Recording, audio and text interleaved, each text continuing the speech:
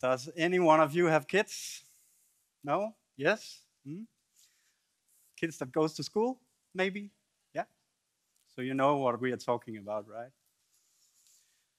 15 months ago, I found myself in a situation where I had to homeschool especially my youngest daughter, who's 8 years old. And I realized that I was terrible at doing it. Also, I realized that I didn't have the time because I happened to have a job that did not just go away. And what are we doing, the people standing on this stage, when we see problems? We try to solve them, right, with technology. So is what we did. We tried to solve that problem with technology. And not only could we see that the children were suffering, but also the parents and the teachers had a hard time under the pandemic with the homeschooling.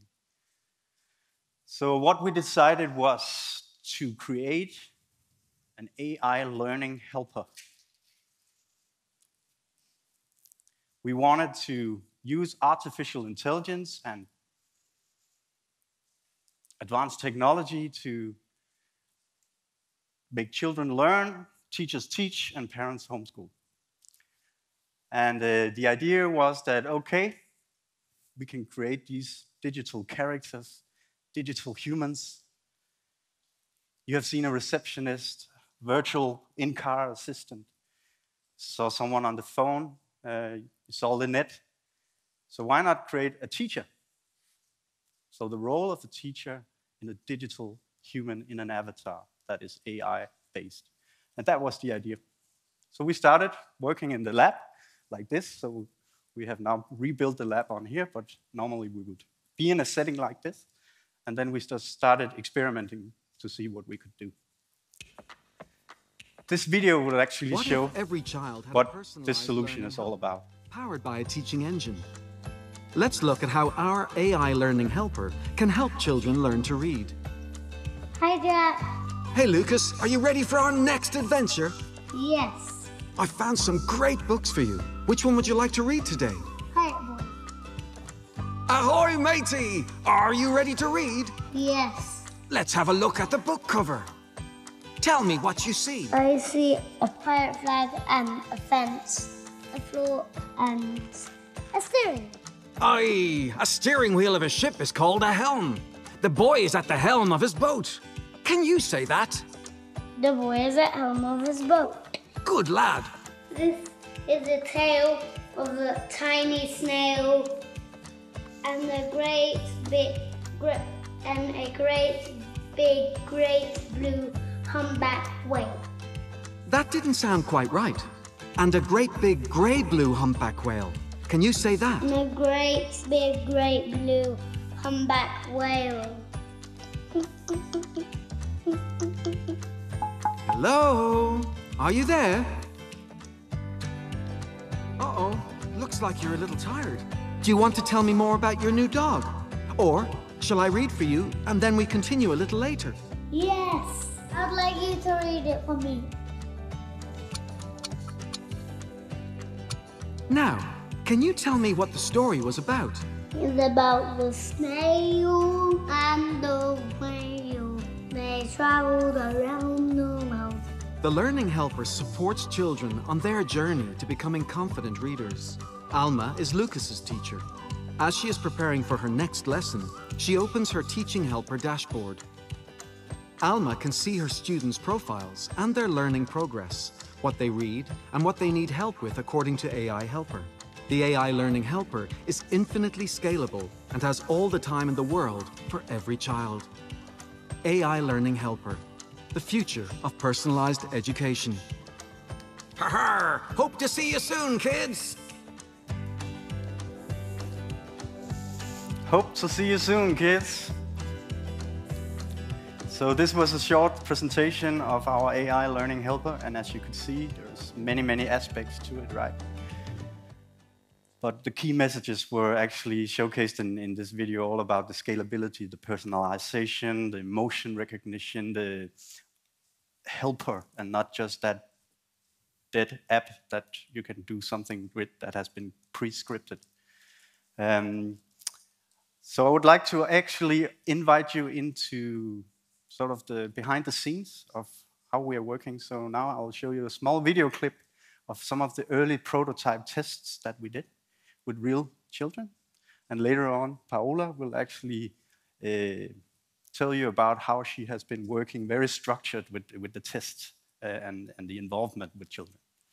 But this video here shows a small glimpse behind the scenes. I see some fish. Right on. I see fish too. These are the caves beneath the waves.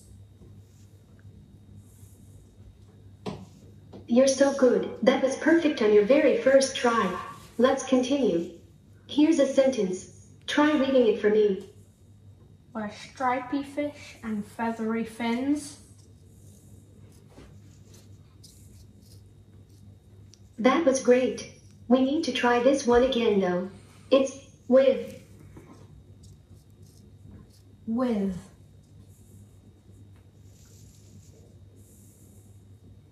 Can you try again? It's with. Where stripy fish with feathery fins. Yay, you finally got it. I knew you could do it. Let's continue. Here's a sentence. Try reading it for me. And sharks with hideous, toothy grins. You're so good. That was perfect on your very first try. Let's continue. Try to read this for me. Swam around the whale and the snail on his tail.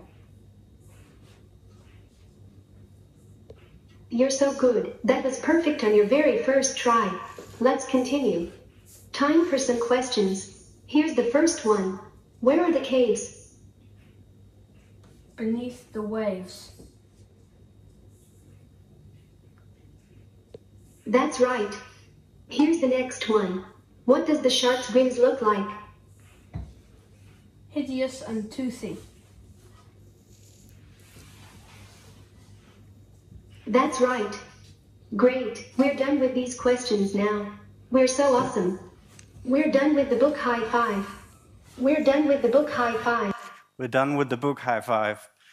As you can see, it's not just assisted reading where it can detect the pronunciation of the words in the book and correct the child and assist the child if they are mispronouncing a word.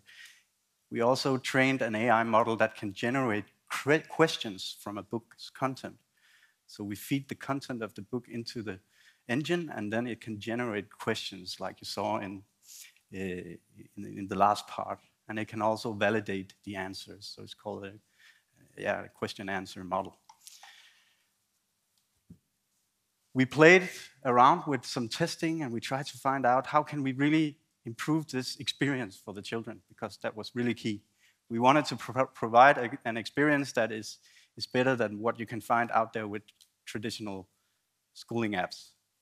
And as Paola will tell you a little bit later, we found out that maybe they don't want that teacher-looking character. Maybe they want like a cartoon character or a teddy bear or a polar bear. And that's where we played around with this. Actually, what you're going to see now is similar to deepfakes. So we used our digital human character, our digital human teacher, and then we created a deepfake layer on top because we had something looking like a human being, so we could actually use the same technology as you do when you're working with deepfakes. Except that we didn't have to put someone in a studio and record a real human first, because we had an autonomous avatar looking like a human. So this is some small examples of that. Hey you, I'm so glad to see you again. How are you?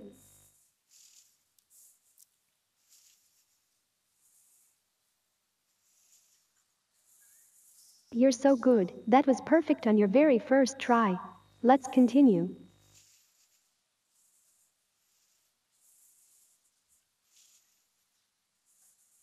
Nice. But let's try this word again. It's feathery.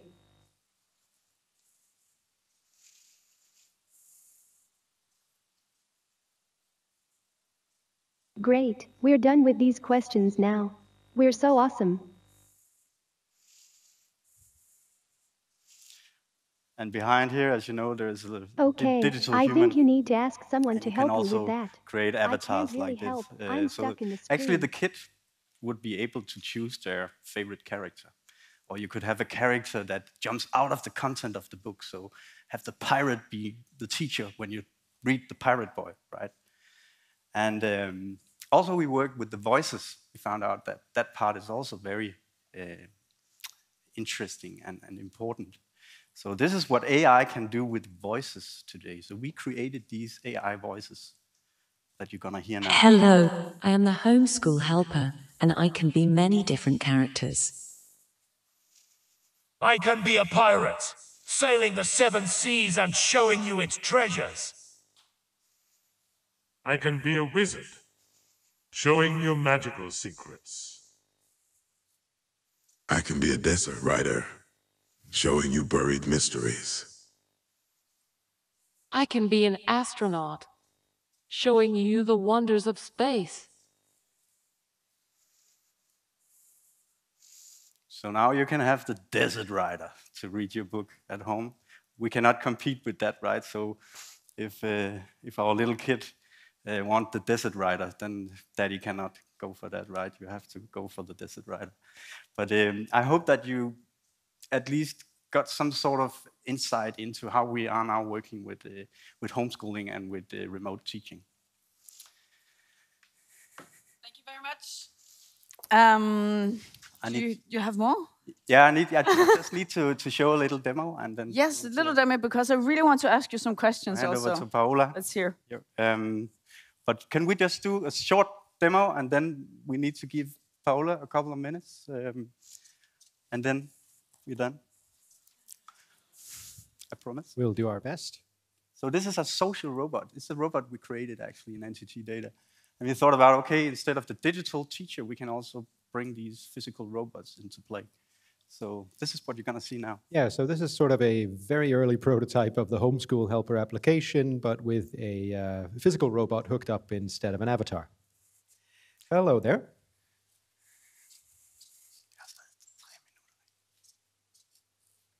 Hey you, I'm so glad to see you again. How are you? I'm fine.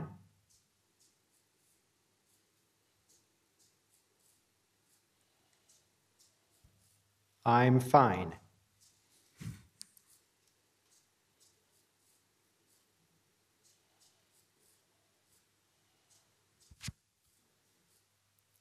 I really am fine.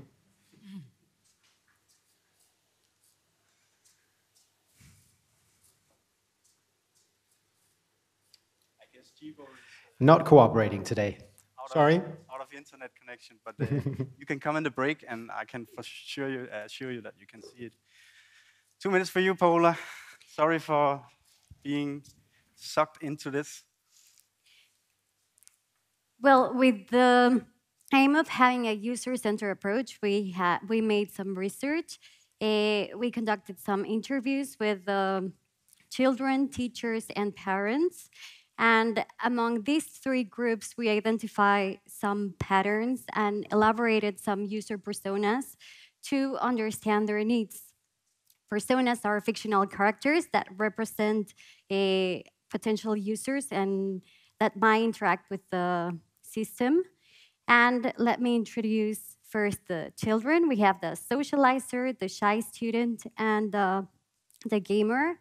As the socializer label says, the socializer main needs are this sense of interaction and connection with the world and with the others. The shy student represent children with dyslexia. They need to read with someone that is patient with them and someone they can trust. They won't laugh at them while they read. And the gamer need this sensation of gaming, to get engaged into the system. They need to feel this sensation of gaming. As of teachers, we have the ruler teacher and the cool teacher. The ruler teacher, they both have different teaching strategies and different approaches to engage children with reading. But however, they both need some efficient system to evaluate children's reading process.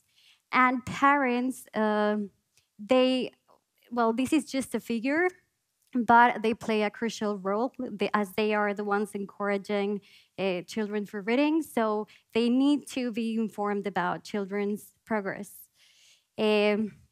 So to elaborate more on, to understand more how kids' needs can be fulfilled, why not working with them instead of just focusing on them?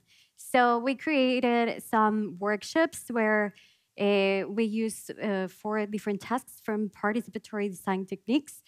Children had to do some avatar sketching, these for understanding what avatars appeal could be more attractive for them.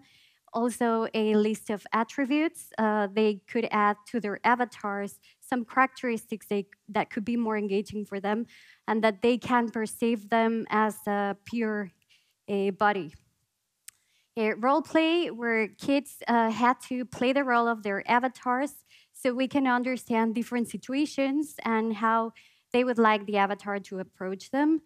And also, we did some situation sketching where children were encouraged to draw different situations they can project themselves on, so we can have a better understanding of the reading context, as well as to identify potential ideas for the design. And well, these were some of their drawings. And well, our key findings were that the most attractive appeal for kids within their bodies would be cartoonish or animals or fantasy. An example of fantasy is a unicorn. Regarding gender, in all cases, children prefer bodies, gender as the same gender of the children. So girls prefer female bodies, and boys prefer male bodies. And well, they need to have a sense of accomplishment, and to understand the purpose of reading, children should be able to visualize their progress. And this way, they will also be able to set some goals and act towards it. And the fact that they can potentially review on their progress with their avatar, with their digital body, this will bridge the gap between their qualitative perception and their quantitative performance. And well, children with dyslexia find the AI learning helper very exciting and a risk-free environment. And also the fact that kids could share books and then they can stay connected among them. And that will also give them a sense of orientation to know around what level are other kids reading, or they can keep motivated. And key findings with teachers, well, their system has to be the most efficient and intuitive as possible. It needs to be able to track quantitative, their children's reading quantitatively, but also they want to see some level of qualitative information if they want to go into details for their evaluation. And parents play a crucial role. It should be a shared activity, and they will have access to visualize progress overview and assignments, so they can encourage kids towards reading. All right, thank you very much. Okay, so I have actually one comment from the online audience. Thank you very much for being with us back home. One guy was saying that our previous avatar, Ada, that she could pass the Turing test. So that was quite an accomplishment, I would say. One quick question for you. In which other places could you deploy this type of technology? You can teach children, but who else could you teach, Thomas? Yeah, so as we are working with corporations and enterprises, right, we can see that that they get inspired of this and say, couldn't we use this application to train our employees? So we have a request from a manufacturing company in Thailand who wants to give the employees a certain baseline of English related to that kind of manufacturing. And that's just one example of such applications. So there's definitely a need there. Well, that's all we have time for now. So thank you very much. Please give this team a hand. Thank you.